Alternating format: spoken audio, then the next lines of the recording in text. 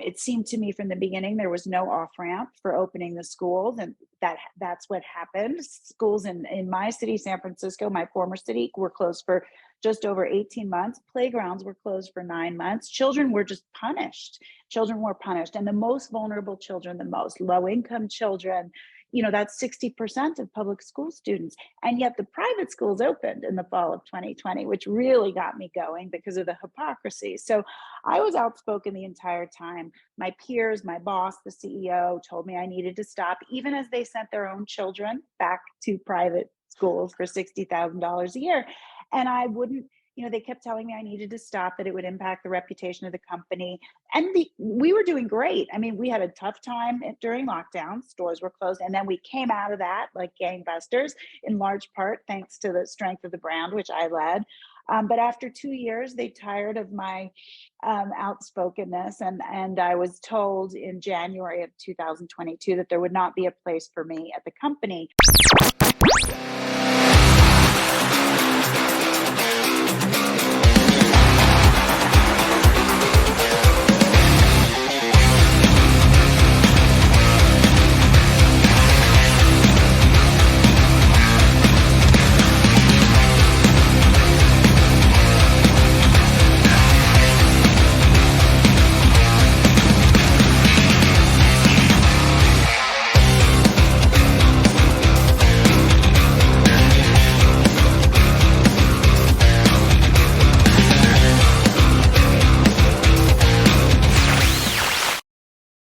Welcome back to the program. My guest today has been fighting injustice most of her adult life.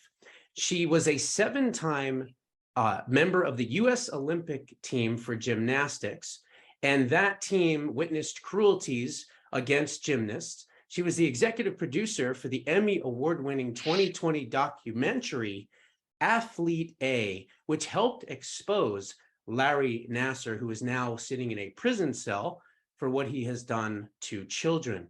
In her second career, starting in 1999, she started working with Levi Strauss and Company.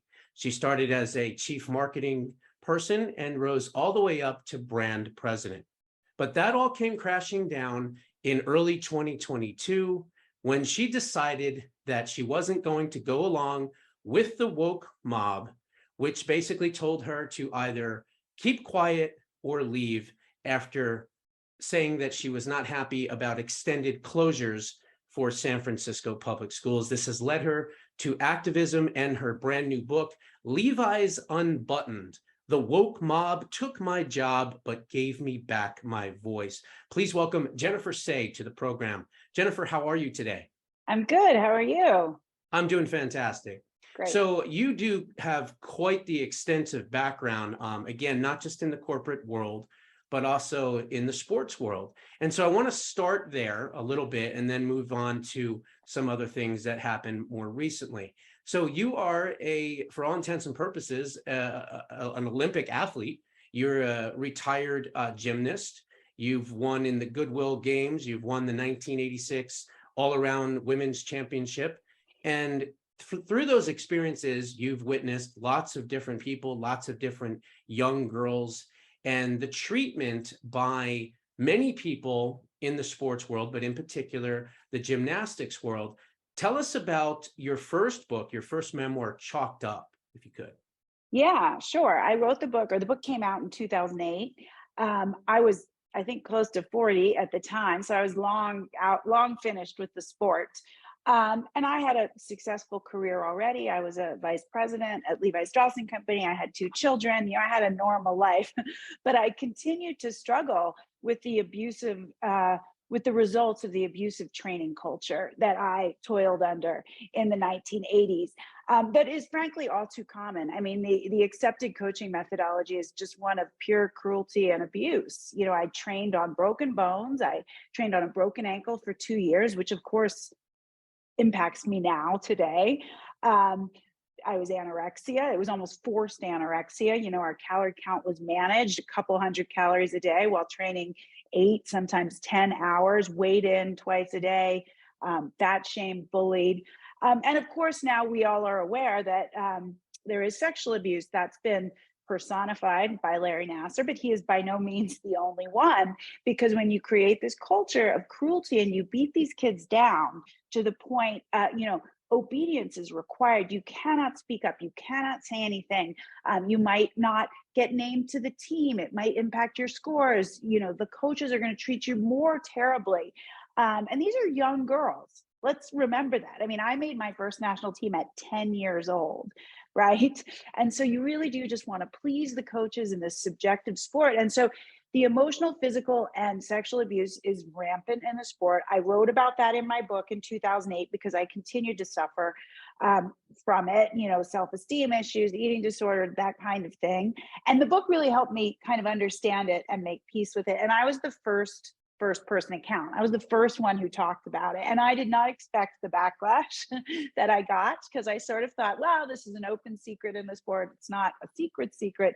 But the leaders in the sport, meaning USA Gymnastics, the USOC, they're very invested in maintaining the image of the sport that is sort of rests upon these shiny, happy little pixies dancing around on the floor. They don't want to uncover, or reveal the ugliness. And what we've learned in the Nassar case is they were complicit in it. They actually knew for at least 2 decades that he was doing this. And yet he was the USA team doctor and was sent around the world with these kids, given access to them. And USAG knew the entire time. That is truly unbelievable. And it's sad, of course, because these poor children were victimized for many, many years. Now, your documentary that you made, Athlete A, that I believe is on Netflix and other places, when you did that actually helped, if I'm not mistaken, for the prosecution of Larry Nassar. Is that correct? No, he was prosecuted. He was convicted in 2018. So this was already afterwards. This was afterwards. It did uncover or reveal, only sort of insiders knew, who closely followed the trial, but it really revealed the complicity of the leadership at USA Gymnastics, at the US Olympic Committee, even the FBI, who failed to investigate for well over a year when this was first reported to them in 2015. I know, shocking. But I think what the film also did, and this was part of my mission, is he is not a one-off. It is a feature, not a bug. When you have a system that silences and abuses young athletes and girls and protects the abusers, this is the inevitable outcome. Now he's the worst case example, but others abound. The Olympic coach for the 1984 Olympics, a well-regarded, well-respected coach who I wrote about in my book. Bello Caroli, I'm assuming? No, this is Don Peters, not a well-known name. He and Bella had like a rivalry. I was sent all around the world with this man. He raped young athletes. He is now banned from the sport. He's not in prison because of statutes of limitations. There are, I could name them all day long. Go to the USAG website. They now have to list them if they've been convicted of crimes and sexual assault of minors. And many of them yet still coach. Gyms will hire them and just not put them on the kind of staffing. So, wow. The kids just come last, and it's really sad. I support youth sports. I think youth sports are incredible for building self-esteem. You learn how to fail and get back up again and all of this. But when the child's well-being is completely sacrificed for the adults who, let's be clear, make money off of this sport, right, through the sponsorship dollars, et cetera, then all is lost. If we're willing to sacrifice our children for medals and money, we have really lost the plot. And that's what happened in USA Gymnastics for decades. What the film did, which I'm very proud of, is it mobilized the athletes. And they are now demanding change, not just in the US, but across the world, in Belgium and the UK. And they're demanding change from the leaders of the governing body. And that's a good thing. Absolutely. It absolutely is. Now, let me ask you, so obviously you hooked up with Levi Strauss and Company in about 1999. Now, was that mainly, did they court you as a former athlete and saying, hey, why don't you join our marketing team because you're a former Olympian and you could help out? Was it that, or was it a mutual thing? How did you end up with Levi Strauss? I was relatively young, a few years out of college, and I had had other jobs. I'd worked in an advertising agency. That was my first real job, and I worked on a bunch of accounts, but ended up on the Levi's account. So I knew all the, my clients were all people who worked at Levi's. I left the agency. I went to the Gap for 3 years, and then Levi's called me, and it was just sort of a better fit for me than the Gap. I didn't love the culture there. It was a little bit of a mean girls culture, and I loved Levi's, and I wore the brand since I was a child. And I really respected, it's always been a brand that sort of stood for rugged individualism. In a lot of fashion companies, everyone dresses the same. Everyone dresses like the brand image. At Levi's, everyone is themselves, or this is what I thought. And this was my experience for many years. So, someone I had known that was, worked with me in the agency, worked at Levi's, and she called me. I started as an entry level, low level marketing assistant, managing budgets and, production details for advertising shoots and that kind of thing. And I worked my way up over 20 years to become the brand president. And then it all came crashing down basically in 2022. You were living in San Francisco with your 4 children, your husband, and they were extending, if I'm not correct, correct me, they were extending school closures longer and longer. So your children obviously couldn't get an education or an indoctrination, let's face it.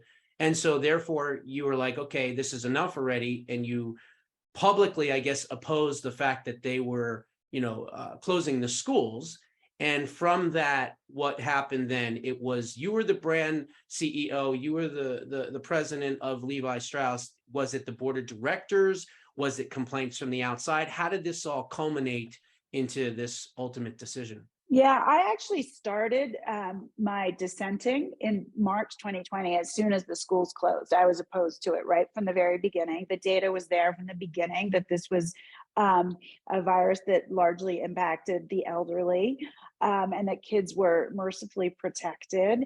It seemed to me from the beginning there was no off ramp for opening the schools, and that's what happened. Schools in my city, San Francisco, my former city, were closed for just over 18 months. Playgrounds were closed for 9 months. Children were just punished. Children were punished. And the most vulnerable children, the most low-income children, that's 60% of public school students. And yet the private schools opened in the fall of 2020, which really got me going because of the hypocrisy. So I was outspoken the entire time. My peers, my boss, the CEO, told me I needed to stop, even as they sent their own children back to private schools for $60,000 a year.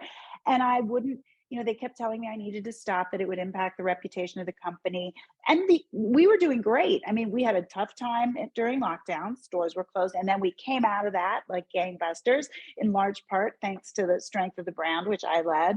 But after 2 years, they tired of my outspokenness. And I was told in January of 2022 that there would not be a place for me at the company.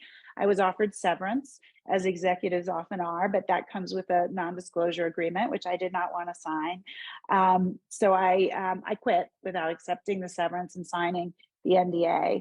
The severance would have been $1 million, which, wouldn't hurt, certainly. But I didn't want to muzzle myself. I hadn't done so for 2 years, despite being urged to. So I certainly wasn't going to do it when I was no longer attached to the company, just for some money. I wasn't going to do that. That is noble of you. It's brave of you, of course. We need more corporate, CEOs and executives to have the same type of attitude. I mean, if you remember during the quote summer of love and the BLM incidents and everything else, they were tripping over each other to come out with public statements about how they agreed with this group and it's totally fine to be smashing and destroying stores and stealing merchandise. I mean, it was absolutely, you would never think that capitalists, right? Corporate CEOs are capitalists. These are people that believe in capitalism, you would assume, right? They're running big businesses, that they would be against BLM, that they would be against the woke mob, but instead they embraced it. And Yeah, I don't know if maybe it was the government involvement as well, and that's why they embraced it. Why do you think so many of these companies embrace woketocracy? I write about this a lot in the book. What is woke capitalism? Where did it arise? And I think you're right. It started before the summer of 2020, but it truly accelerated then. Why is it that a protest against lockdowns was not okay with sparsely populated, not that many people, but thousands and thousands of people destroying property, that was okay. And in the name of the public interest, I think, I have a pretty cynical take on it. I think that corporate executives, I think largely don't really believe in it, but they believe it's financially expedient, that they can capitalize on the activism of young people. And a fashion company like Levi's in particular, young people buy more, they spend more. So they think if they align with their causes, they can kind of make the brand more popular and relevant.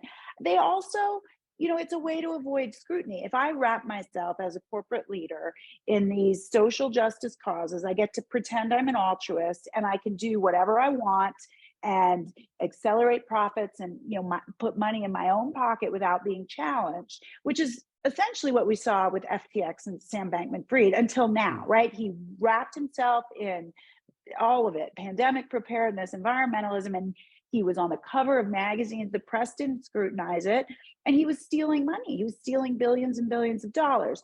So it didn't work forever, but I think. And then I think they start to believe it about themselves. They disavow their racism and their privilege. It's not cool to be super rich anymore. So they want to pretend that's not what they're really doing, but make no mistake, it is what they're doing. So yeah, I think the summer of 2020 is exactly when it accelerated. You're right, we made the same sorts of statements. And at the same time, that fall, when the public schools didn't open again, disproportionately populated by Black students, we said nothing. And not only did we say nothing, I was told I had to say nothing. Exactly. While their kids went to school. And the profits went. And see, here's the thing. This is what I don't understand about the Woketocracy. If you're placating, if you will, to a certain demographic, whether that be minorities, whether it be young people, women, men, whatever it may be, you're alienating the people that actually make money, that can afford those products and services.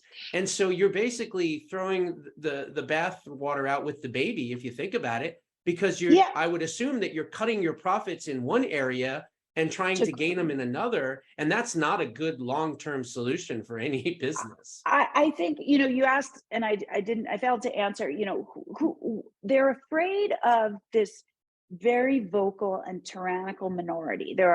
There's a small percentage of young employees, maybe some not young, but that align with those values, that are very vocal, that, for instance, complained relentlessly about me, or that demand that we take a stand on these other issues. They're afraid of them. And then the big group of people in the middle that just sort of see the world with common sense are too afraid to say anything because they don't want to get dragged through the mud by this very small, they see what's happening to me when I stand up for public school children. And they're like, I don't want to be called those names. I don't want to be taken down. So you have this complicity through silence, and that sort of manufactures this consensus, right? Because you have the bulk of people, 60, 70, whatever it is, 80% not saying anything, who probably disagree. And you have under 10% screaming really loudly. And so the executives are afraid of them. They're afraid they're going to take them down. They're courting their favor. But you're right, you're leaving out half of the population. Now, the one thing I will say is, at Levi's in particular, our business was really good. I can't speak to it now. I'm not there anymore. And so from their perspective, it worked, because I think at the end of the day, most people just buy products they like. So even folks that disagree with these woke stances, they're still buying Levi's.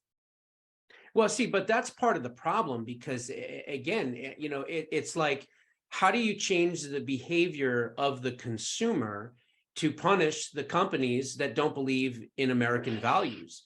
And the Woketocracy clearly doesn't, obviously, because of their behavior and some of the things that they're doing. So other than boycotting products, what else can we do to change, the behavior, I guess, of some of these CEOs, and have them not want to support a money laundering operation like Black Lives Matter, or support, a terrorist group like Antifa?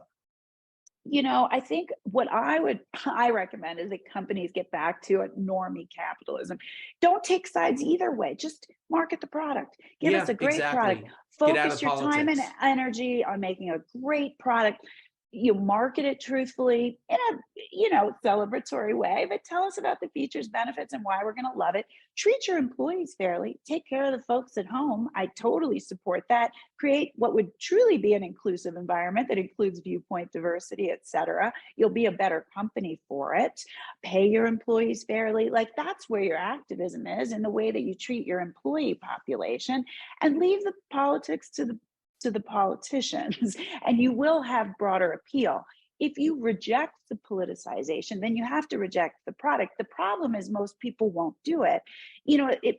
Look, Disney waded into all of this, right? And we saw Bob Chapek got fired, I think mostly because the business isn't doing well. So that's the other thing, is it's a distraction. Waging a war with Ron DeSantis when you need to be focusing on how to get the business back on track is dumb. I think that's why he was ousted, not for the stances. But for so many people, even that disagree with some of what Disney has said, they have young children. They want their kids to be able to watch these great classic movies. So I think for most folks, even if they scream and yell about it, at the end of the day, they buy the products that they like. If you want to send a message, don't. Yeah, again, a rule with your own money, of course. That's some of your biggest bargaining power. Besides the book, maybe there's a career for you to go around and teach corporate America how to get back to traditional American values, and obviously that would help their bottom lines.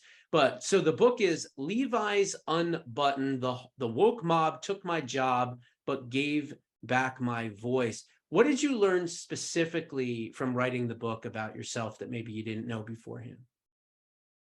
Oh, that's such a good question. No one's asked me that. I think this isn't so much about myself, but because it is more than my story, it is an analysis of woke capitalism. And so I learned how complete that is. I just kind of went down the rabbit hole of all the companies that have fallen prey to it, and that sort of collusion between government and corporations to uphold this narrative. I kind of learned a lot about that. But I think I learned and came to truly understand about myself that, I'm not special, but I won't accept a lie. And, if I'm presented with a lie, if I take that to the gymnastics world, which is, the lie being presented was, oh, they're all happy and dancing around and sparkly. And I'm like, no, they're not. They're being abused. I'm not going to be forced into silence and accept a lie to further the existing power structure. I'm not going to do that. And if I have to suffer the repercussions of that, then I guess that's just what I'll do. And I won't repeat a lie just to be liked by the group and to be in good standing with the group. And I realize that is not for everyone to go against the group. Most people would rather be liked and be accepted by their social set than challenge a lie. But yeah. I'm laughing because you just talked about one of my most famous quotes in A to Z quotes, which is, I want to be liked by millions, but I want to be hated by the same amount. Who wants to be moderately liked and accepted by everyone? I've taken strong positions throughout my career, if you don't know my background. And so, I love a fighter. I love someone that's going to take it to the establishment and say, no, you know what? My convictions are real. This is who I am. I'm going to speak my mind. I don't agree with these policies. And you know what?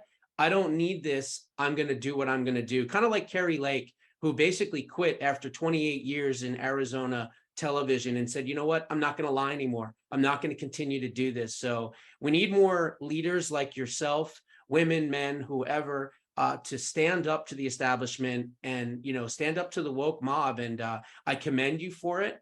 And I praise you for it. I think you've done a phenomenal job. And I hope that you continue to do that. So the book is Levi's Unbuttoned. The woke mob took my job, but gave back my voice. Where can folks go to learn about you and, of course, to buy your awesome new book?